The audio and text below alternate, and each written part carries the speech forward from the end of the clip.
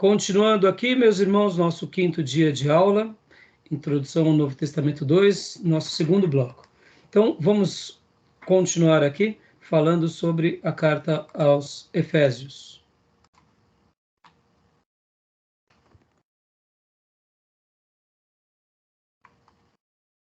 Autoria, leia para nós, pastor Johnny. Sim. Autor apóstolo Paulo. 1. A escrita de uma carta circular, sem uma igreja destinatária específica, era uma oportunidade de escrever a várias igrejas numa ampla localidade geográfica, como a Ásia Menor. Colossenses 4,16. Dá uma pausa, por favor, pastor. Tem o endereço, é aos irmãos de Éfeso, mas não tem aquele endereço específico, a igreja que se reúne na casa de fulano. No entanto, era todos os irmãos, porque mesmo quando Paulo dava uma carta com destinatário, isso não significa que aquela carta não era para ser lida nem observada nas demais igrejas. Vamos ler aqui Colossenses 4:6. Leia para nós, Gil, por favor, Colossenses 4:6. Pode ler o segundo ponto, pastor Johnny, por gentileza. Joia. A necessidade de abordagem de novos assuntos a um grupo amplo de destinatários certamente influenciou Paulo no uso de certas palavras. O estilo de Paulo é coerente com os objetivos da carta e a diversidade de leitores. Todas as demais cartas de Paulo, cuja autoria não é questionada, apresentam ensinos e palavras exclusivas. A similaridade com a carta aos Colossenses comprova a abordagem de temas semelhantes. E 6. O autor era, sem nenhuma dúvida, judeu. Capítulo 2, versículo 12. Joia. Ou seja, aqui algumas explicações que o nosso querido professor Jair Ribeiro de Souza, lembrando que eu estou utilizando todos os slides dele, nesse módulo ele nos permitiu. Então aqui, essas opiniões do nosso querido pastor, baseado nos livros textos que ele fez a lição de casa, são muito ótimas e preenchem o questionamento anterior, que é a autoria questionada de Paulo e as suas principais objeções, tá bom? Agora, Gil, por favor, leia para nós Colossenses 4:16. Ok. E quando esta epístola tiver sido lida entre vós, fazei que também o seja na igreja dos Laodicenses, e o que veio de Laodiceia. Lede-a vós também. Opa! Então, Paulo, olha que interessante. Paulo está dizendo aos Colossenses para que eles leiam as cartas uns dos outros. A carta dos Laodicenses era para ser lida pelos Colossenses e a carta dos Colossenses era para ser lida nos Laodicenses. Olha que interessante. Isso é um assunto que era comum e frequente às igrejas. Então, Paulo, em não se pontuar o endereço específico, ele estava abrindo o leque para todos os irmãos naquela região. E nós sabemos que aqui é a questão da Ásia Menor, né? Então, é bem interessante essa questão. E aqui fica até mais uma opinião, uma pergunta que eu vou fazer para vocês. Pastor, que carta é essa que Paulo está falando aqui em 4:16? Ó, vou ler na NVI. Depois que esta carta for lida entre vocês, façam que também seja lida na igreja dos Laodicenses. Aqui Paulo está dando uma ordem aos irmãos. E pode ver que aqui a palavra façam que é uma ordem pastoral. Irmãos, quero que vocês leiam e depois peguem e façam com que os irmãos leiam lá também. E que vocês igualmente leiam a carta de Laodiceia. E aí? Então quer dizer que Paulo escreveu uma carta de Laodiceia? E aí, meus irmãos? É o que indica, né? Vocês já tinham ouvido falar sobre isso? Não? Pois é. Pastor, será a Ali é carta aos Laodiceia, a carta de Laodiceia que João escreve? Eu creio que não. Porque aquela carta de Laodiceia foi escrita por João, o Apocalipse de João foi escrito bem mais tarde. Paulo aqui não tinha o conhecimento dessa carta. Então quer dizer que Paulo, além daquelas cartas perdidas de Corinto, que seria mais uma ou duas cartas, Paulo também escreveu uma carta aos Laodiceia, aos irmãos de Laodiceia? Sim. E essa carta possivelmente se perdeu? Sim. Interessante, né? Então, Paulo dá instruções claras. E aí, como que era? Então, quer dizer que o pastor da igreja de Colossos recebe a carta de Paulo, escrita por um amanuense, e quem sabe, ou pelo próprio Paulo, ou só com a assinatura de Paulo. E agora ele pegava essa carta e ele levava para Laodiceia? Era isso que acontecia? Possivelmente não. Essa carta ficava na igreja local. Os irmãos já faziam cópias e as cópias eram enviadas. Estão entendendo, irmãos? Concorda? Era uma maneira de você difundir o evangelho por meio dos textos sagrados que Deus estava dando a Paulo. É por essa razão que a gente vai ter muitas cópias. E por que se perdeu a carta de Laodiceia? A gente vai ver quando chegar na carta aos Colossenses, tá bom? Aí a gente toda vai a ver lá. carta, Hã? todo o conteúdo da carta, por exemplo, se você pega Coríntios, tem tema que é só para Coríntios e não para outra igreja. Temas Sim, comuns, mas ok. Tema não então, comum, mas é aí onde entra a beleza do apostolado, Júnior. Era para ser lido tudo. Por que tudo? Porque os apóstolos, eles tinham convicção plena de que tudo que eles escreviam era evangelho, era revelação nova. Então, toda a carta, porque mesmo que algum assunto não fosse de tamanha importância para aquela igreja, em algum momento ia ser esclarecedor, porque era a revelação sagrada. Como é pra gente, né, pastor? Como é para a gente, exatamente. Tem vezes que nós estamos precisando ler Coríntios porque a gente tá viajando na maionese. E tem vezes que a carta aos Efésios vai ser a melhor carta para nós, porque a gente está numa fase tão boa que a gente vai entender perfeitamente.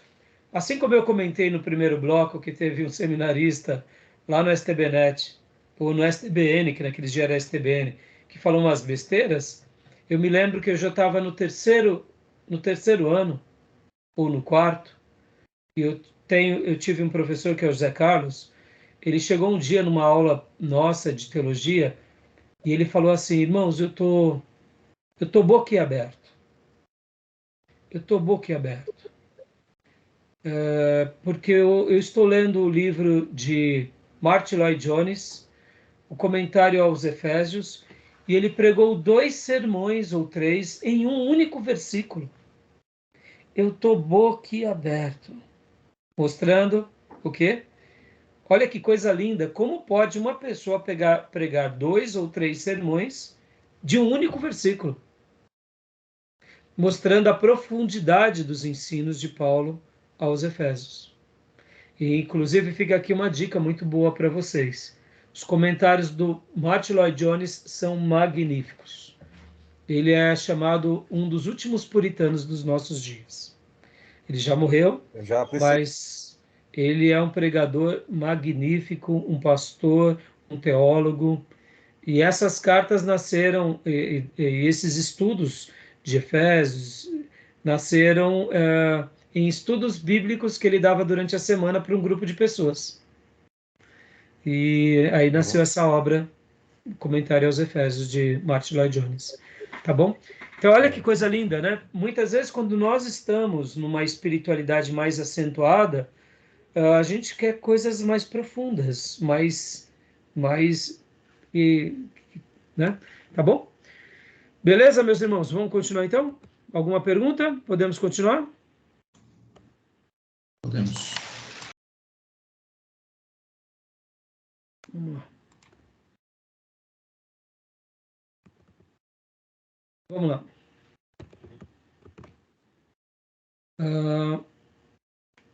A autoria. A autoria questionada, leia para nós. Não, aqui já foi. Não. Desculpa, voltei sim. Júnior, leia para nós, por favor, data, local e destinatário. Data, provavelmente entre 58 e 60 depois de Cristo, ou seja, a carta foi escrita no mesmo tempo que Colossenses e Filemão. Colossenses 4, 7 e 8, Efésios 6, 21, 22, Filipenses 23, Filemão 23, 24. Por isso que no livro do Panorama, a gente vai dar vou agora gastar um minutinho com vocês em algumas coisas. Mas lê o local e o destinatário, por gentileza, Júnior. Data, provavelmente entre 58 e 60 depois de Cristo. Ou seja, a carta foi escrita no mesmo tempo que Colossenses e Filemão. Local, muito provavelmente em Roma, durante um período de 2 anos, onde Paulo ficou preso. Primeira prisão de Paulo em Roma. Como fala aos santos que vivem em Éfeso. Deu uma falhada aqui, destinatários, né? Aos santos que vivem em Éfeso. Joia. Agora, deixa eu só mostrar isso aqui para vocês. Olha só.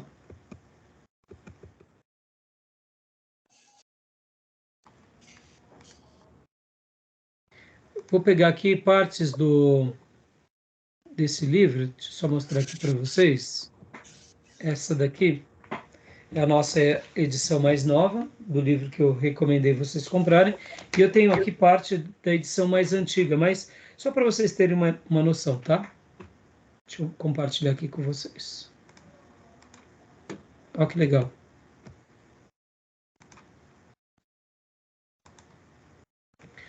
O capítulo... não, capítulo 14, isso. Não,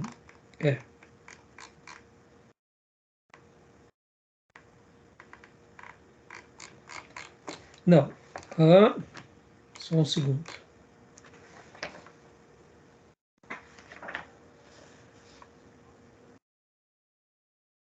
Aqui, isso. Deixa eu só ler para vocês. O capítulo 12 do nosso querido irmão Gundry, ele fala sobre as primeiras cartas de Paulo. Como a gente já tratou sobre isso, que as primeiras cartas de Paulo ou foram Tessalonicenses ou Gálatas, ou o oposto, Gálatas ou Tessalonicenses. Então essas são as primeiras cartas. No capítulo 13 do nosso irmão, do Gundry, ele fala as cartas mais importantes de Paulo, que é 1ª e 2ª Coríntios e Romano. Eu tenho como as cartas mais importantes de Paulo, Romanos e Efésios. No entanto, nosso querido irmão Gundry faz essa definição, tá bom? Aí depois, no capítulo 14, que é esse capítulo agora, vem as cartas de Paulo escritas na prisão. Pode ver, as primeiras epístolas de Paulo. Não, aqui está numa ordem diferente, irmãos. Esse material está numa ordem diferente. Está numa ordem diferente. Deixa eu ver aqui.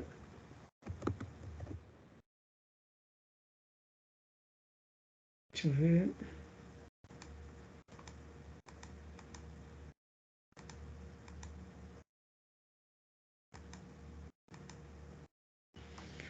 Capítulo 12.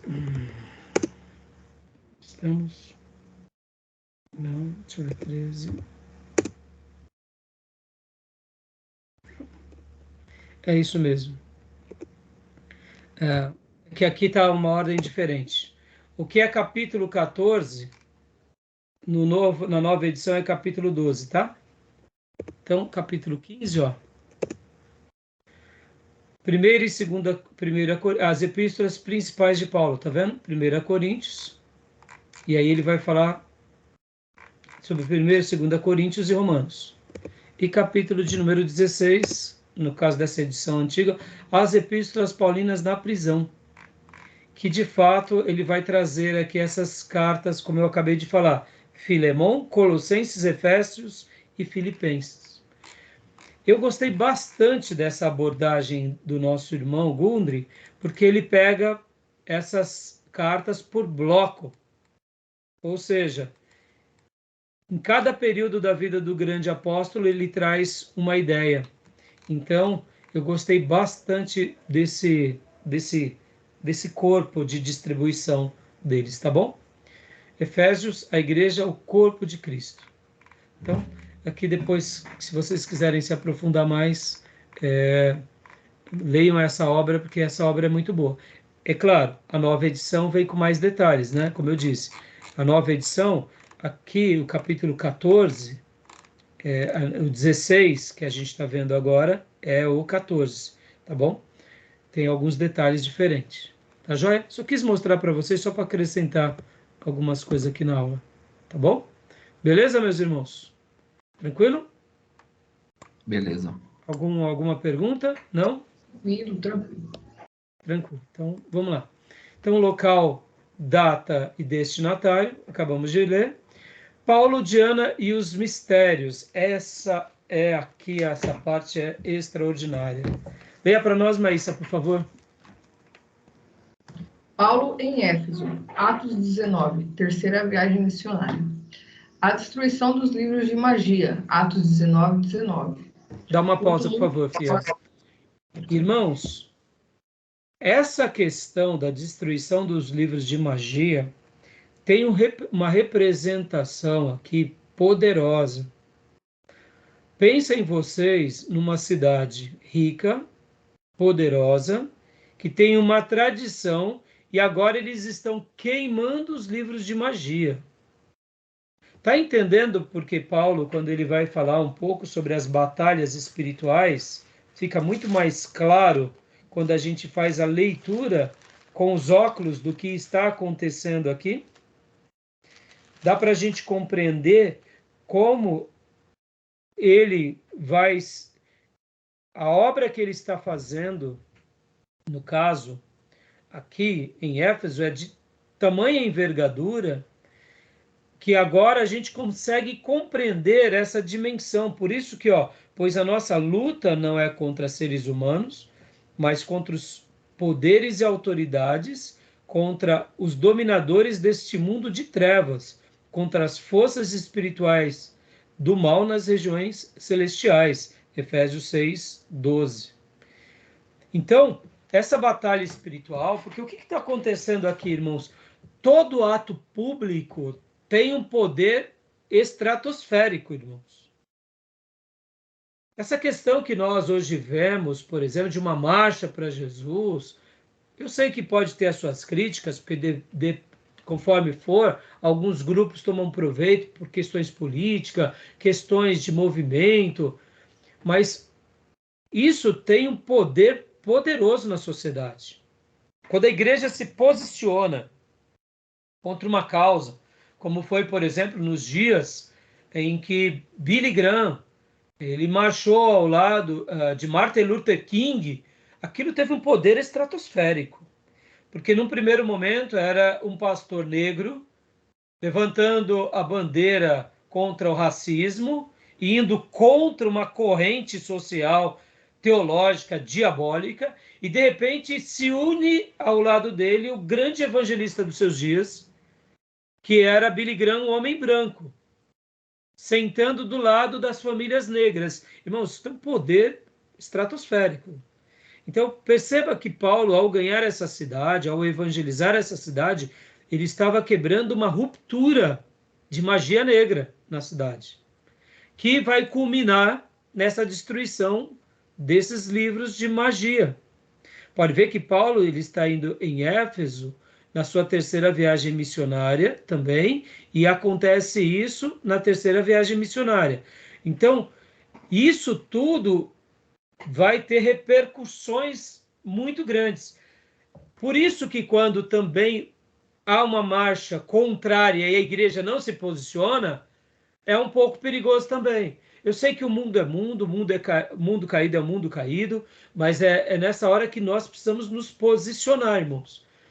Muitas vezes dizendo, nós não concordamos, nós não compactuamos. Só de dizer isso, nós já não estamos mais debaixo daquela legalia. Eu sei que tem muita gente que distorce, cria cria doutrinas de legalidade, de não sei o quê, mas, irmãos, existem coisas muito sérias espiritualmente falando, tá? Em nome da arte, em nome da política, em nome da liberdade, a igreja tem que se posicionar. Pode ver que o nosso posicionamento espiritual, ele se dá por meio de palavras. Ele se dá por meio de proferimentos. Então, quando a gente se cala, a igreja se calando. Isso é muito sério. Vamos pegar um exemplo aqui, irmãos. No início do carnaval, os prefeitos das cidades entregam a chave da cidade para o rei Momo. Tem uma legalidade aí ou não? Claro que tem, irmãos. Carnaval não tem. Mas é uma festa e precisava entregar a chave da cidade? Está entendendo o que eu quero dizer? Eu sei que tem os irmãos espiritualistas que eles vão para os extremos de orar nas praças, orar nas encruzilhadas, ungir. Aí tem os exageros. Mas eu não quero ir para os exageros, mas também se calar, ver as pessoas fazerem coisas e nós não falamos nada porque somos cristãos. Também não é bom. Fazer um batismo na cidade, aonde a gente reúne várias igrejas e vai lá para o rio da cidade. Isso daí, irmãos, tem uma mensagem poderosa na cidade. Isso daí são coisas muito legais. Uma igreja compra um terreno. Irmão, isso é magnífico. Comprar um terreno, construir uma igreja num bairro. É um luzeiro ali, irmãos. Vocês estão conseguindo compreender onde eu quero chegar? Eu não estou querendo ir para os exageros, mas eu estou querendo mostrar o seguinte, que a nossa fé, que começa pelo ato de crer interiormente, que é verbalizada, mas ela é confirmada pelos nossos atos, ela também recebe um poder imenso quando uma comunidade expressa o que pensa. Uma igreja, quando diz, não, eu não concordo com o movimento gay, eu não concordo com a liberação das drogas, nós não compactuamos com isso, isso é poderoso naquelas famílias. Se a cidade está entrando por uma cegueira, no momento que nós falamos, a nossa palavra ela vira uma declaração de fé, uma confissão, que no mundo espiritual quebra barreiras. Quer ver um exemplo, irmãos? Sabe, quando eu falo sobre isso, eu não quero que vocês entrem naquelas questões mais bobinhas, sabe? A palavra tem poder, então você não pode falar uma palavra errada, porque senão você vai trazer maldição. Não, não é isso. Mas, ao mesmo tempo que as palavras têm poder, e tem algumas pessoas que vão para os exageros disso, o oposto também, ele também é muito sério. Quando eu digo, não tem nada a ver, isso daí não tem nada a ver. Não, tem sim a ver. Por que eu estou falando isso? Nós somos salvos porque confessamos com a boca e cremos com o coração. Na hora que a gente faz isso, há um poder extraordinário.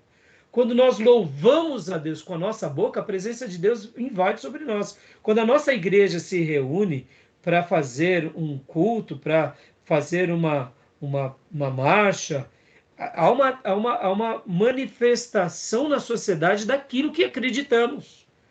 Não deixa de ser uma expressão da igreja, do corpo de Cristo, demonstrando o que pensa e o que acredita. Agora, é claro, a gente não pode ir nem para as coisas exageradas, como eu acabei de citar, mas também nem ir para a negação, porque muitas vezes a gente se cala, tá? O diabo está fazendo, deitando, enrolando, e a gente está quietinho no nosso gueto. Também não é bom. Por isso que um dos nomes que nós temos é protestante, a gente tem que protestar. Agora, a gente também não tem que ficar arrumando briga, a gente só fala. Não concordamos, não compactuamos. Você vê, para eu resumir e concluir essa situação, irmãos, aonde entra a nossa conivência ou a quebra da legalidade espiritual? No momento em que declaramos. No momento em que eu declaro Jesus é o meu Senhor, eu me incluo ao corpo de Cristo. E no momento que eu nego Jesus, eu me incluo ao domínio de Satanás. Então, no momento que está tendo uma manifestação e eu me calo, eu estou dizendo, não, eu sou indiferente. Mas no momento que eu e a nossa comunidade diz, nós não concordamos, nós quebramos a legalidade. É a mesma coisa de um pai que ensina um filho. O pai ensina o filho, o pai não age pelo filho. O pai ama o filho, instrui o filho, educa o filho e dá o exemplo e tenta levá-lo pelo caminho certo, dando exemplo e trazendo-o pela mão. No entanto, aquele filho tem toda a liberdade de agir como ele pensa. E, no entanto, o filho vai e faz as suas tripulias, caminhos errados, o pai fala, saia desse caminho, filho. O fato da gente falar a um filho, a um cônjuge, a alguém, aquilo que Ezequiel disse, nós nos tornamos atalaias. O sangue daqueles já não estarão mais sobre nós. Isso é importante a gente saber. A igreja de Efésios foi uma igreja conquistada por Paulo, por alguns outros discípulos, mas estava tendo ali uma quebra de cultura. Não só de religiões, mas de paganismo, de princípios totalmente macabros. O fato deles fazerem essa queima ali foi um marco histórico, irmãos, foi um memorial. Podem ver que logo na sequência vai ter o tumulto lá por causa de Diana, a rainha dos Efésios. Olha como isso é forte. Então, eu tô gastando esse minuto aqui, irmãos, para mostrar que essas coisas, elas são importantes ainda hoje. É claro que a gente tem que ter muito equilíbrio sobre essas questões, tá bom? Porque, irmãos, é feito muita loucura em nome do Evangelho, unção de guia, de divisa de não sei o quê, outros que urinam, que é unção do leão, é umas besteiradas que o povo de Deus também dá até vergonha. E aí onde entra os desequilíbrios, né? Muitas vezes é só dizer, irmãos. Não é muita coisa, é dizer, é se posicionar, é orar. Não é muita coisa, sabe? Fala, Júnior. Mas o que eu penso é o seguinte também, desse contexto de Paulo aí, se a gente trazer para o dia de hoje, vamos dizer que é fanatismo também. Você entendeu? Vamos pegar o que Paulo fez ali e vamos trazer hoje. Se Paulo se depara hoje com uma situação hoje, nos nossos dias, vai ser taxado rotulado de fanático também. Crente ou fora? Então, mas é por isso, Júnior, que não deixa de ser uma guerra espiritual. É por isso que eu falo que muitas vezes a pressão social do mundo caído tenta nos oprimir com jargões e com princípios, mostrando que a gente está sendo fanático, que a questão não é. O ponto de equilíbrio é falar, se posicionar, mas respeitar. Porque as pessoas que estavam queimando aqui os livros de magia eram as próprias pessoas que estavam passando por um momento de conversão. A liberdade das pessoas. Agora, é óbvio que trouxe ira para essa comunidade, principalmente para os líderes, não tem a dúvida. E a mesma coisa vai acontecer conosco. Por isso que a gente tem que ter muita sabedoria de fazer a leitura correta no momento correto. Mas se a gente também não fizer essa leitura correta, nós acabamos indo para o outro lado. Qual é? Da comodidade e da covardia. Acho que tudo vai de acordo com aquilo que você permite o Espírito Santo fazer. Paulo foi movido pelo Espírito Santo. Automaticamente a mensagem de fé alcançou o coração deles e eles mesmos pegaram o livro e queimaram. Seria diferente se Paulo tivesse feito. Que nem, não cabe a nós pegar, entrar numa igreja e chutar lá a imagem, entendeu? Não, nunca. Se tiver que renunciar, são aqueles que praticam a nossa... Exato, e é importante a gente saber, Júnior e irmãos, que esse é o tipo de confronto que a gente vai ter. E a gente tem que saber que a gente vai ter mesmo, isso faz parte da nossa mensagem. Por isso que que nem, por exemplo, esse lance da legalização das drogas, irmãos.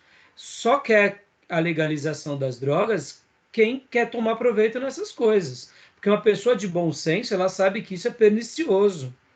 Na realidade, as drogas, elas têm um efeito tão nocivo na sociedade, aonde ela chega, ela é efeito exponencial, né? Desde quem produz, quem trafica e quem vende, quem consome. É uma coisa horrorosa.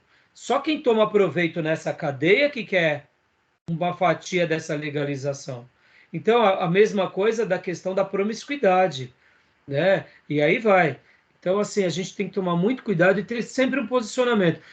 Exercitar tudo isso com muita harmonia, com muita sabedoria, com muito respeito e com um posicionamento muito equilibrado, né? O problema é esse, nós não sabemos dialogar equilibradamente. Ou vamos para o exagero da ofensa, ou vamos para um lado da omissão. E esse que é o ponto. Por isso que a gente tem que buscar em Deus sabedoria, unção, discernimento. Por exemplo, quando eu citei Billy Graham, caminhando com Martin Luther King. Irmãos, vocês acham que Billy Graham não teve dificuldade? Billy Graham foi criticado demais porque ele era o pregador branco. o grande avivalista branco. E ele fazia parte do nicho. Ele já era um figurão. No momento em que ele assume a postura de estar do lado de Martin Luther King, muita coisa deu errado para ele. Ele não teve... E é isso que eu falo para vocês, que o homem de Deus e uma igreja bíblica, ela tem uma mensagem sempre em qualquer cultura. Para nós, hoje, brasileiros, isso é muito fácil, mas para os americanos, isso era muito difícil. E para Billy Graham, isso foi uma tentação muito grande. Billy Graham teve duas grandes tentações na sua vida. Logo no início do seu ministério, ele foi para o seminário fazer teologia, e aí ele teve que escolher uma coisa, porque nos dias dele, os liberais eram muito fortes. E aí ele pensou com ele: prego que a Bíblia é a palavra de Deus, ou me enveredo para o campo da doutrina liberal? E ele tomou uma decisão: eu vou acreditar na Bíblia como palavra de Deus. Essa foi a primeira estaca que ele cravou. Porque ele poderia ter tido uma mensagem mais palatável aos intelectuais. E ele não quis isso. Ele quis seguir a Bíblia pura e simplesmente pela Bíblia. No primeiro momento, ele recebeu uma rejeição dos intelectuais, mas Deus o honrou. Mais para frente, ele teve vários outros embates, porque quando ele ia pregar, muitas vezes, diante de tribunais e de poderosos, ele se sentia, muitas vezes, pressionado a dar uma mensagem mais inteligente. E Billy Graham teve vários dilemas na vida dele. Um dos outros dilemas foi esse com Martin Luther King, porque ele teve que cravar uma estaca ali, ele teve que ir contra o sistema. E é assim que a gente tem que ser o tempo todo, irmãos. Por exemplo, o que o André Valadão está fazendo junto com a Lagoinha agora, se posicionar contra o mês de junho e contra o movimento do orgulho gay, está sendo bonito, mas a minha oração por eles é que Deus dê sabedoria a eles para eles não serem briguentos, fazerem briguinhas tolas e fúteis. Isso é porque ao mesmo tempo que ele foi uma pessoa fantástica de se posicionar, porque uma coisa é o Raimundo da Igreja Batista Missionária do Seminário se posicionar. Uma outra coisa é um figurão como ele se posicionar. E eu achei lindo agora que Deus dê sabedoria para ele circular e para ele trazer pastores que pensem de forma harmoniosa, para que a gente não vire aqui um cisma, mas para que a gente apenas diga: acreditamos nisso e não compactuamos com aquilo. Quer viver a sua vida viva, mas nos respeite a nós. E a gente não ficar fazendo briguinhas. Essa tem sido a minha oração e a oração que eu tenho pedido para os irmãos da igreja fazerem. Porque é muito fácil ele se enveredar para o caminho dos briguentos, trazer mais um apunhado de briguentos e a gente começar agora a ver a mesma briguinha de direita e esquerda que aconteceu no seio da igreja. Então só muda a roupagem, mas é briga. E briga, irmãos, não leva para nada, tá bom? Então, desculpem falar um pouco a mais, né? Mas eu achei que foi oportuno. Querem fazer algum comentário? Eu penso que se posicionar é a coisa mais simples, porque a gente vê que Paulo os apóstolos iam muito além disso. Hoje a igreja está tímida, nem se posiciona, tudo com medo, que é crente, os covardes não entram no reino do céu. E por que não se posiciona? Porque tem medo de perder privilégio. Entendeu? É isso que acontece. Mas você sabe, Júnior, é verdade o que você está falando, só que quando entra nas questões políticas, só dá um ponto de equilíbrio aqui também. Muitas vezes a gente vê muitos pastores que eles só tomam proveito das questões políticas quando aquele grupo dominante está na frente. Eu digo isso porque na época que o Lula venceu o primeiro mandato, lá atrás, o que tinha de pastor do lado do Lula era uma coisa absurda. Aí depois que as coisas mudaram e veio o movimento Bolsonaro, aí o Lula virou um demônio. E aí, sabe, fica essas brigas polarizadas e aí falta um pouco de esclarecimento por parte até dos pastores. Então, assim, eu entendo que a gente tem que se posicionar mesmo.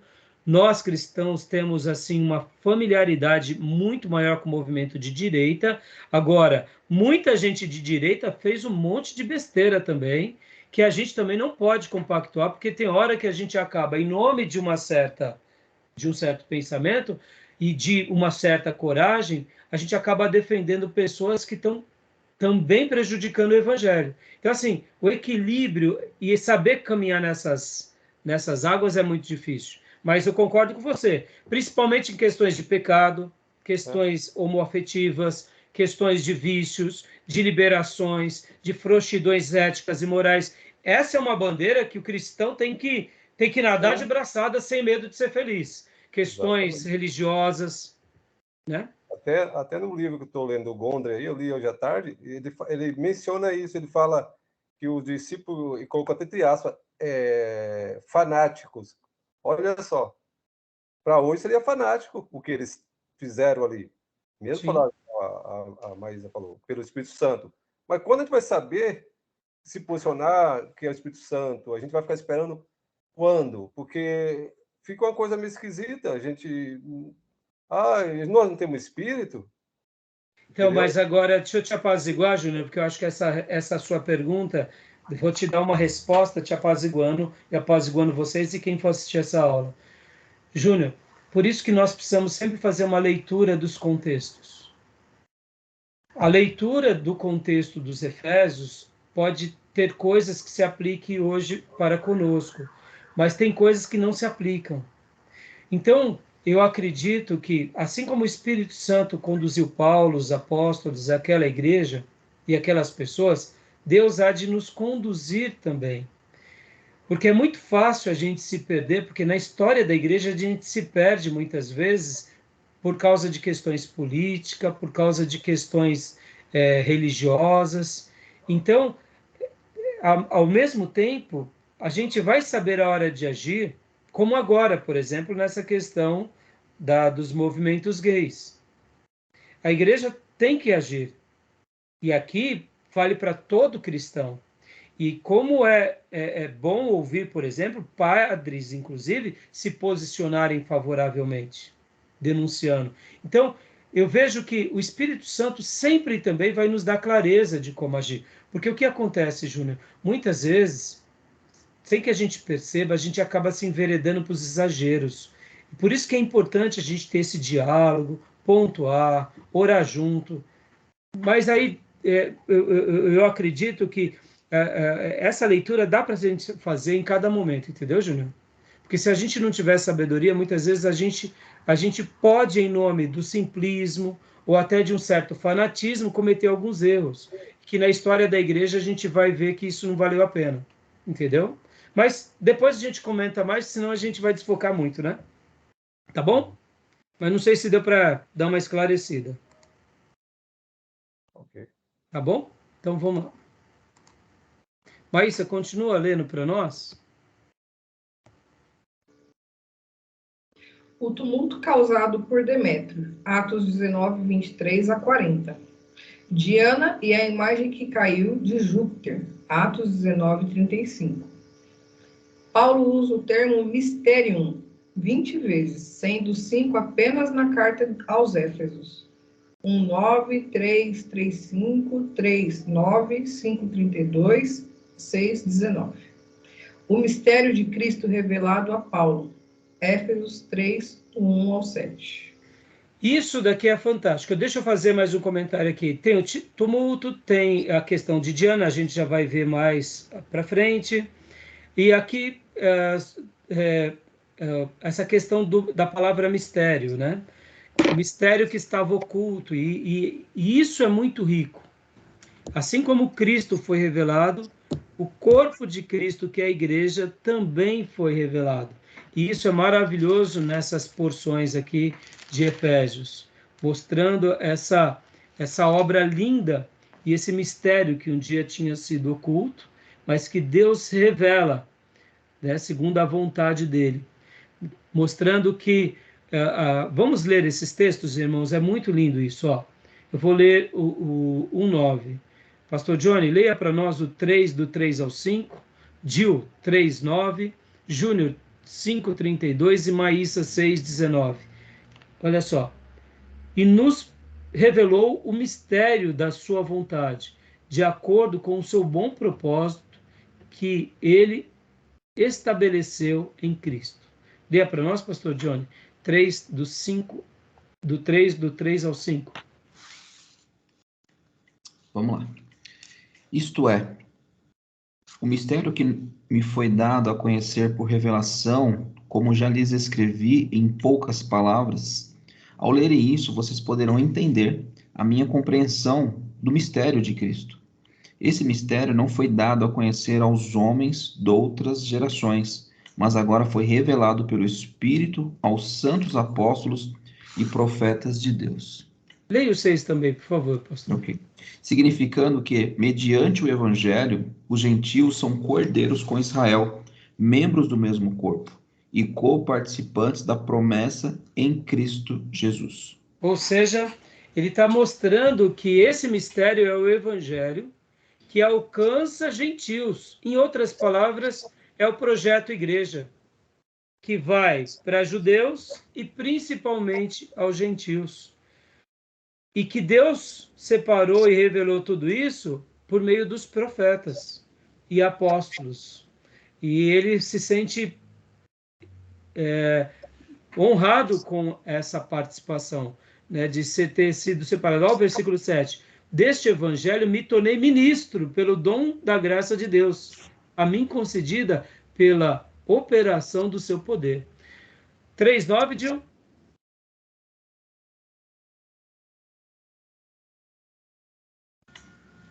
Ok, 3:9. E demonstrar a todos qual seja a dispensação do mistério, que desde os séculos esteve oculto em Deus, que tudo criou por meio de Jesus Cristo. Ou seja, mostrando que esse mistério estava oculto em Deus, que seria revelado no momento oportuno. 5:32, Júnior.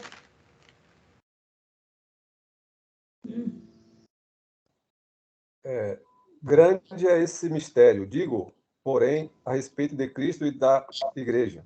Ou seja, o que é o mistério, em tese? É Cristo sendo revelado às pessoas, formando discípulos, que é a igreja, que é o corpo de Cristo. Esse é o mistério. E 6:19, Maísa? Orem também por mim, para que, quando eu falar, seja-me dada a mensagem, a fim de que, destemidamente, torne conhecido o mistério do Evangelho. O mistério do Evangelho. Né? Paulo ele fala que o Evangelho é como se fosse um mistério, porque não deixa de ser um mistério, né?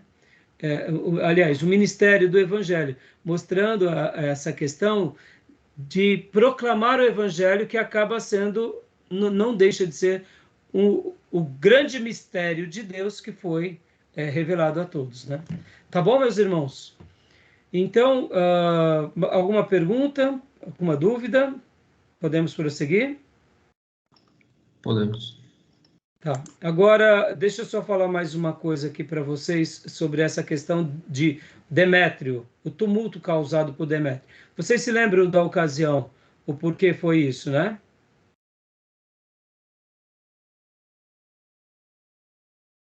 Vocês se lembram?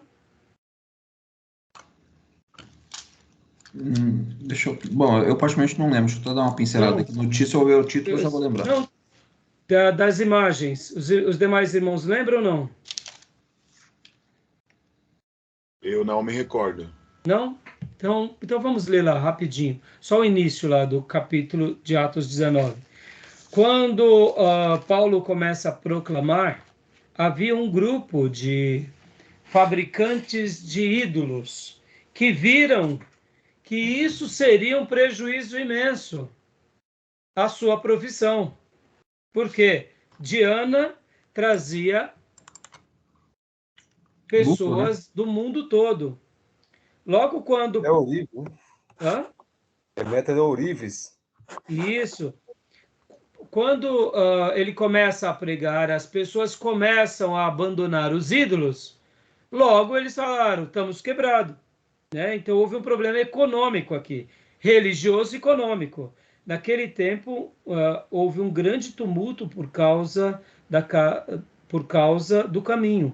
Um ourives chamado Demétrio, que fazia miniaturas de prata do templo de Artemis, que é a Diana, e que dava muito lucro aos artífices, reuniu-se com os trabalhadores dessa profissão e disse: Senhores, vocês sabem que temos uma boa fonte de lucro nessa atividade. Estão vendo e ouvindo como este indivíduo, Paulo, está convencendo e desviando grande número de pessoas aqui em Éfeso e que quase toda a província da Ásia. Diz ele que deuses feitos por mãos humanas não são deuses, não somente há o perigo de nossa profissão perder sua reputação, mas também de o templo da grande deusa Artemis cair em descrédito e de a própria deusa adorada em toda a província da Ásia e em todo o mundo ser destruída de sua majestade divina, ou seja, uma questão espiritual e econômica.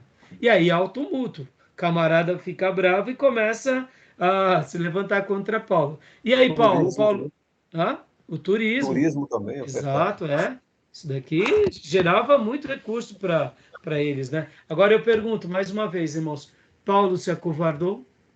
Não. Vocês entendem, irmãos? Paulo é aquilo, por isso que a vida apostólica de Paulo e dos apóstolos é exemplar. A postura dele é fantástica, tá bom? Continuando aqui, o esboço do... Você fala alguma coisa, Júnior? Como se estivesse lá na Aparecida e começa a acabar o comércio. Exatamente, Júnior, por isso que a gente tem que saber circular, falar, pregar, evangelizar. Ao mesmo tempo, a gente também, por exemplo, né? Isso vale para tudo, Júnior. A gente só se posiciona com respeito, com amor. Se o Espírito Santo de Deus nos orientar aí, vamos pregar. Se as pessoas não derem ouvido, ótimo. Se não, não. Deixa elas fazerem. Pode ver que aqui é aquilo que a Bíblia fala, que não é pela força nem pela violência, mas pelo meu espírito. Paulo estava ganhando muitos, não só em Éfeso, mas em toda a Ásia. E aí veio a incomodação. Sempre vai ser assim, irmãos. As questões políticas e as questões econômicas. E questões religiosas, que está tudo interligado, né? O esboço do livro, saudação e bênção aos membros do seu corpo, oração pelos membros do seu corpo, Cristo, cabeça do seu corpo, preparação para os membros do seu corpo, a bênção de ser membro do seu corpo, o lugar dos gentios como membros do seu corpo. Ou seja, do capítulo 1 ao 3, está tratando o corpo de Cristo. Olha que fantástico. E quero lembrar para vocês que a igreja é o corpo de Cristo. Por isso que atos públicos são expressões do corpo de Cristo na terra. Deixa eu falar uma última coisa aqui, irmãos, que é muito importante. Talvez a gente não dê o devido valor. E eu quero ensinar aqui para vocês, para que vocês tenham esses olhos. O culto que fazemos semanalmente, dominicalmente, ele tem um poder público e espiritual poderoso na terra. Pastor, é só um culto. Mas não é só um culto, irmãos. É um ajuntamento dos santos naquela localidade. Deixa eu traduzir aqui. Deixa eu tirar o véu. No momento em que aquela igreja está fechada, ou não está tendo culto, tem ali algumas pessoas apenas ali nas suas atividades eclesiásticas, porteiro, secretária, a igreja está aberta, já tem é como se fosse uma luz ali. Mas no momento em que a igreja se reúne para adorar a Deus, é como se nós ligássemos o farol. Sabe o farol? É o farol na terra. Espiritualmente é isso que acontece. São justos se reunindo para adorar e engrandecer o nome do Eterno. Irmãos, espiritualmente traduzindo isso, demônios batendo em retirada, sentenças sendo quebradas, obras malignas caindo por terra. Por isso que é normal ouvirmos, poxa, que bênção o culto, eu entrei e saí mais leve. Não é que você saiu mais leve. Se havia alguma sombra, se havia alguma seta, realmente há um poder estratosférico na igreja de Deus. Por quê, pastor? Simples, irmãos. É nossa virtude? Não. É porque somos corpo de Jesus. No momento em que nos reunimos, porque nós vamos trabalhar muito essa questão em eclesiologia, teologia sistemática na matéria de eclesiologia, que é as doutrinas da igreja. Só quero dar uma pincelada, porque Paulo vai mostrar que o mistério é Cristo, que o mistério é o Evangelho, que o mistério é a igreja. Ou seja, é Cristo hoje aparecendo no mundo por meio da igreja. Eu sozinho, você sozinho, é templo do Espírito Santo. Nós unidos somos igreja de Jesus. Isso é fantástico, irmãos. Então aqui hoje somos um seminário teológico. mas aqui é um pedaço da igreja de Jesus, por isso que é extraordinário. Aonde 2 ou 3 ou mais se reúnem, é Jesus que está presente. Então, no mundo está acontecendo, quando há um culto, e é isso que eu falo, irmão, pode ser aquele culto, sabe? Tem culto que parece que é tremendo, e tem culto que é amarrado, não importa. Há um luzeiro ali. No dia que foi tremendo e no dia que não foi. Se a gente pudesse olhar o que está acontecendo no mundo espiritual, quando o som da igreja ecoa, quando uma pessoa passa em frente à igreja e vê ali uma demonstração de fé, por isso que eu digo que são atos públicos que atingem o mundo espiritual, mas atingem a sociedade, atingem as vidas. Muita gente não está notando isso. Hoje, o que está acontecendo no fenômeno da igreja na internet, irmão, é luzeiros, são raios de luz. Irmãos, pode escrever, mais cedo ou mais tarde, a gente vai ser proibido de fazer isso aqui que a gente está fazendo aqui nas redes sociais. Tem dúvida? Isso vai chegar essa época. Irmão, você acha que o príncipe desse século está feliz com a quantidade de luz sendo jorrada em qualquer setor? O evangelho está chegando aonde nunca a gente imaginou na vida, irmãos. Onde a pessoa consegue um sinal, consegue um satélite. Países africanos, muçulmanos, tribos indígenas, Deus está salvando milhares de pessoas. Então, por que eu estou falando tudo isso, irmãos? Quando a igreja se reúne, por isso que eu estou falando, a igreja, quando ela se reúne, há um poder maravilhoso. As trevas são silenciadas, as portas do inferno são fechadas e o inferno retrocede e a igreja avança. Tem vezes que a gente olha para o culto como algo meio emotivo. Hoje o culto foi tudo amarrado. Hoje não foi legal. Por que muitas vezes um culto não é legal? Irmão, vocês já pararam para pensar que muitas vezes aquele culto que numa semana foi travado, foi difícil, na outra semana foi abençoado, muitas vezes os mesmos irmãos que estavam num culto estão no outro culto. E por que foi travado? O irmão está em pecado? O pastor desviou? O pregador chutou o cachorro, bateu na mulher? Não, nada disso. Guerra espiritual. Tem vezes que vem um levante das trevas tentando silenciar aquela igreja. Tem vezes que os irmãos estão vigiando mesmo. Aí pronto, se não está vigiando, o diabo vai para cima. Mas tem vezes que são afrontas que a gente não sabe. Eu costumo dizer para os irmãos que estão ali comigo na igreja, quando eu vejo que está difícil, eu falo, irmãos, hoje é batalha, hein? Vamos ficar firme, vamos orar mais. E vamos estar vigiando muito mais. Tem vezes que a gente não sabe o motivo, tem vezes que a gente até sabe o motivo. São famílias com problema. Então, irmãos, estou falando tudo isso porque a igreja de Efésios, ela teve essa projeção social como poucas. Agora, lembrem o que eu tinha dito no início? Ela era uma igreja nas fraldas, no leite, ou era uma igreja espiritual? Está entendendo? Porque a projeção dela foi muito mais ousada, muito mais pujante, muito mais por causa desse conteúdo. Ou seja, quanto mais espirituais formos, maior será o nosso impacto na sociedade. Vamos traduzir aqui. Os apóstolos, eles eram espirituais, olha a influência dele na sociedade. João Batista era espiritual, olha a influência dele na sociedade. Daniel no Egito, Daniel na Babilônia era espiritual, olha o impacto dele na sociedade. José no Egito era espiritual, olha o impacto dele na sociedade. Quanto mais espirituais formos, mais impacto vamos ter. Agora, é óbvio que com o impacto vem as lutas. Neemias era espiritual? Olha o impacto que ele tem em Jerusalém. Então, irmãos, fica aqui esses comentários que eu acho que é importante para a gente pontuar, tá bom? Vamos lá. Continuando aqui. Querem comentar alguma coisa, meus irmãos? Tem uma fala do Ariovaldo Ramos, 10, sei lá, muito tempo atrás, 5, 6 anos, até 10 anos, acho. Ele com um grupo, ele era jovem ainda, e aí fazendo missões nos interiores da vida. Ele disse que chegando lá havia muita fala dos moradores de Mula Sem Cabeça, Saci, e muitas pessoas que viam isso e não sei o quê, ou seja, questões bem espirituais. E aí eles começavam a se manifestar, orando em praça pública e não sei o quê. Aí ele comenta de um testemunho de um rapaz que era proprietário de uma lanchonete, dono de uma lanchonete. E ele falou, eu moro aqui há muito tempo, só que quando vocês começaram a vir para cá, isso parou, mudou o perfil da cidade, mudou o clima da cidade, mudou a atmosfera da cidade. Aí, imagina, né? Ouvindo isso é maravilhoso, ou seja, o poder de Deus. Aí ele se afastou um pouco, né? Parou de fazer ações lá. Aí voltou depois de alguns anos.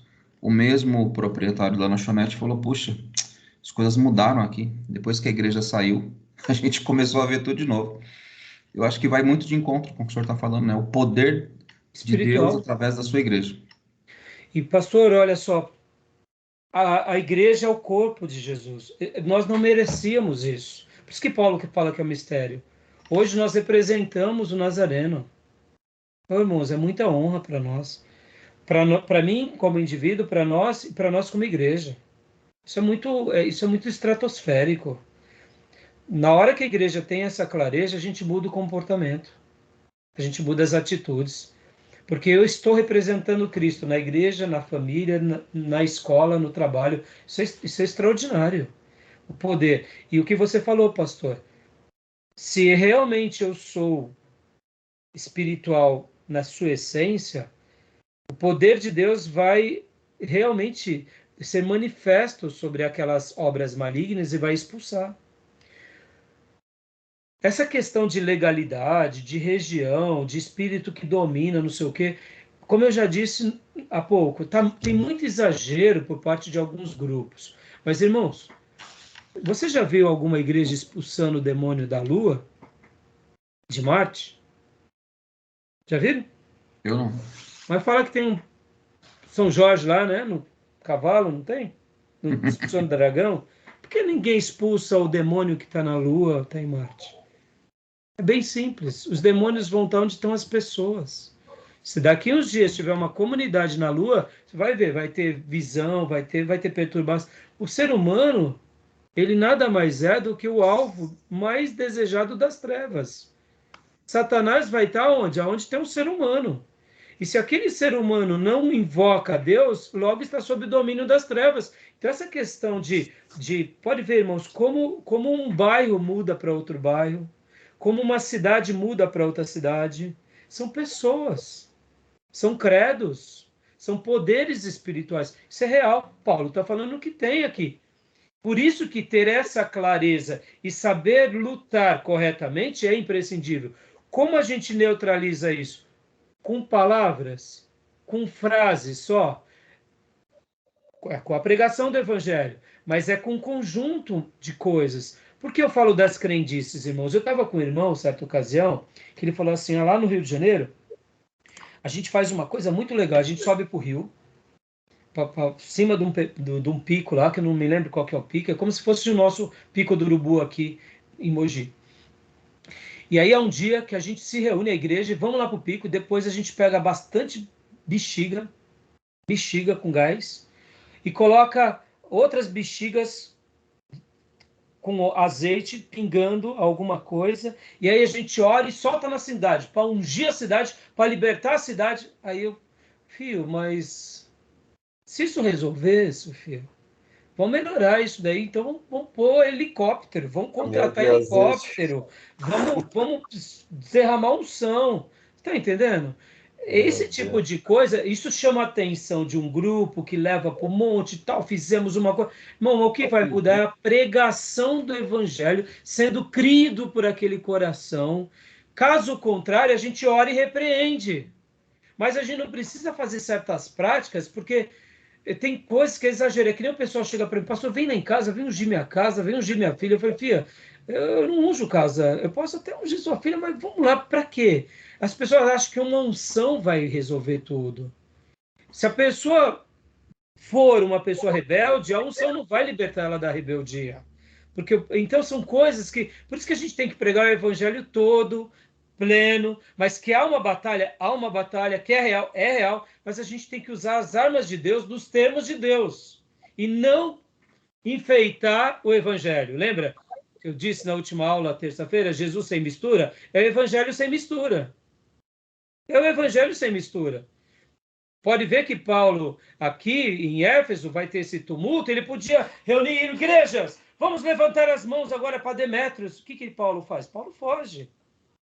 Porque ali era uma obra maligna, mas tinha um vínculo político, econômico e também humano.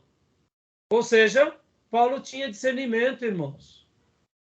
Quando era demônio por demônio, Paulo expulsava. Quando era uma pessoa maligna, com ideias malignas, Paulo corria. Simples assim. Hoje, se a gente fosse conversar com esses pastores que fazem essas loucuras de urinar, unção do leão nos lugares, eles iam fazer cada loucura aqui nos dias de... Talvez a maioria ia morrer, porque eles se são entregues ao ímpeto, o Espírito está me guiando. Irmãos, quando o Espírito Santo guia, não estou dizendo que a gente não pode morrer, mas perceba que o crivo, a peneira é a palavra. Já está tudo na palavra. Né? Fala, Júlio. Tem muita coisa que é verdadeiro folclore, é um escândalo. Você vê que os discípulos, eu fiquei uma vez analisando, Jesus falava assim, Jesus não falava muita coisa. Jesus falava, aconteça isso, está curado. Pedro chega lá em Atos e fala para Enéas, Jesus te dá saúde. Acabou. Vai. Tem muito exagero, né, Júnior? E que nem uma vez, né, irmãos, eu lembro que eu conversando, eu assim, irmãos, eu sempre fui muito resolvido, e onde eu vi alguma coisa, eu sempre falei com os pastores, né, e eu me lembro que uma vez um pastor chegou para mim e falou assim, pastor, você ouviu que toda divisa de bairro tem ponto de droga, é uma tratatá, não sei o que, eu falei, irmão, é divisa, você não vai fazer obra, você vai fazer o que é principal no centro, na divisa você não faz, é simples, não tem que espiritualizar a divisa. Por que no bairro nobre, Moema, Perdizes, Pinheiros, a divisa lá é valiosa? Porque é bairro nobre. Lá até a divisa não vai ter problema. Agora, chega em bairros mais simples, bairros de dormitório, pessoas mais pobres, divisa vai ser pior do que o bairro é. Se o bairro já é capengano, imagina a divisa. A espiritualiza. Não, irmão, porque tem coisa que não tem que espiritualizar. Mas perceba como as pessoas gostam de mistificar, né? Então, por isso que eu sei que hoje eu saí um pouco, irmãos, eu queria hoje ter dado 2 cartas, mas eu acho que essas informações, elas são muito ricas para nós, tá bom? Então, só concluindo aqui o slide, irmão, só concluindo o slide, ó, olha só, essa primeira parte de Paulo, ele fala aqui sobre o corpo, e aqui a parte doutrinária, e aqui do capítulo 4 ao 6, a unidade do seu corpo, o poder unificador do seu corpo, a edificação do corpo e os deveres dos membros do corpo. Aqui é a prática. Ou seja, ó, doutrina e prática. Podem ver que Paulo, a vida toda dele, ele sempre vai ter esses 2 braços, as 2 asas. Todo cristão saudável tem a asa da doutrina e a asa da prática. Ou no barco tem a pá, né, os 2 remos, o remo da doutrina e o remo da prática. Todo cristão maduro sempre vão ter, nunca exagera só num lado. Porque quando a gente exagera só de um lado, a gente fica capenga do outro. Se a gente fica também exagerado só na prática, a gente acaba errando em alguma coisa doutrinária. Então isso é muito importante para nós, tá bom? Eu vou dar uma pausa agora, meus irmãos, e vou abrir o último bloco, tá bom? Mais alguma pergunta, alguma dúvida? Tranquilo? Tudo bem? Só para dizer que tem alguns cultos que já estive, eu não gosto nem de ouvir essa expressão. Abriu legalidade. Não gosto. Não, Júnior, eu ao citar há pouco, que citar sobre essas coisas, pode ver o meu cuidado ao citar. O meu cuidado ao citar que há uma guerra espiritual. O meu cuidado, porque, irmãos, eu acredito... Deixa eu dar um outro exemplo aqui para vocês, só para pontuar. Lembra quando Eliseu, ele está vendo o exército inimigo e o seu auxiliar fica com medo? E aí ele diz que o exército do Senhor estava sobre aquele exército inimigo e o seu auxiliar não enxergava? Sim. E o que Eliseu fez?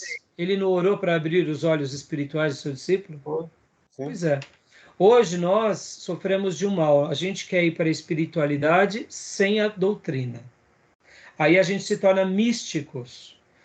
A legalidade, essa palavra legalidade, foi tão distorcida que nem a palavra brecha, que nem a palavra guerra espiritual, que nem a palavra profetizar. Eu não posso usar nem a palavra profetizar porque foi tão maculada que até mesmo quando nós, mais cuidadosos, citamos, a gente é tido que fazemos parte desses grupos que se perderam. E por essa razão, o seu cuidado em não gostar, eu até entendo, Júnior, porque de fato criamos até uma certa repulsa por causa das imaturidades dos nossos irmãos e pastores. É que nem, por exemplo, Júnior, quando nós falamos sobre a questão de pequenos grupos ou células, tem pessoas que já passam mal só de ouvir o nome célula, dos exageros de algumas pessoas. Então, agora, se a gente tiver sabedoria e saber comentar, saber enxergar na Bíblia, a gente consegue enxergar essa questão de espiritualidade, essa questão de carnalidade, essa questão de domínio, de possessão. A gente consegue enxergar. Por isso que a gente tem que, por isso que eu falei há pouco que Paulo ele tinha o corpo doutrinário e a prática. Se a gente só vai para a prática ser o corpo doutrinário, a gente peca, mas tudo começa com a doutrina. Porque é por meio dela que a gente vai ter uma prática poderosa. E essa prática poderosa a gente vai aperfeiçoando com as doutrinas. Então, o equilíbrio sempre vai ser algo fundamental para todos nós, tá bom? Eu não tenho receio de comentar isso com vocês são maduros, e aqui é um seminário. Mas eu, de fato, irmãos, até mesmo como um pastor que nasci numa igreja avivada, fui ordenado numa igreja batista avivada, eu mesmo já fui muito criticado entre os batistas nacionais, porque eu sempre pontuei essas questões de, olha, irmãos, eu não penso assim, não creio nisso, não concordo com isso. Ah, mas como você não concorda? Como você não concorda? Eu vou contar uma história no próximo bloco, mostrando um posicionamento meu quando eu era recém-convertido, ou melhor, recém-ordenado, tá bom? Só para vocês verem que eu sempre fui muito resolvido. Estou aberto a ouvir o que as pessoas têm a dizer, sabe, irmãos? Mas, ao mesmo tempo, é aquilo, é a palavra que vai dar o tom de tudo, tá bom? Beleza? Bom, outra Vou questão fechar aqui. também, né? Hã? Outra questão também, assim, mundo espiritual, como se fosse uma coisa muito mística. Quando a gente está no culto ali, é o mundo espiritual também. Quando estamos no culto, estamos vivendo o mundo espiritual. Sim, Ali mas exatamente essa frase que você falou, as pessoas não sabem trabalhar o lado espiritual com o lado humano. Se você vai para o lado humano, já é carne. Não, e tem hora que não. Paulo, por exemplo, tinha hora que ele trabalha com essa liberdade, só que ele não abandona a espiritualidade. O tradicional quer trabalhar muito com o lado humano. Na hora do espiritual, ele fala, vamos tomar cuidado. E o avivado pentecostal, que é o lado muito espiritual, e não quer o lado humano. Ou seja, o equilíbrio é o segredo, tá bom? Beleza? Tá bom, meus irmãos? Deixa eu encerrar aqui esse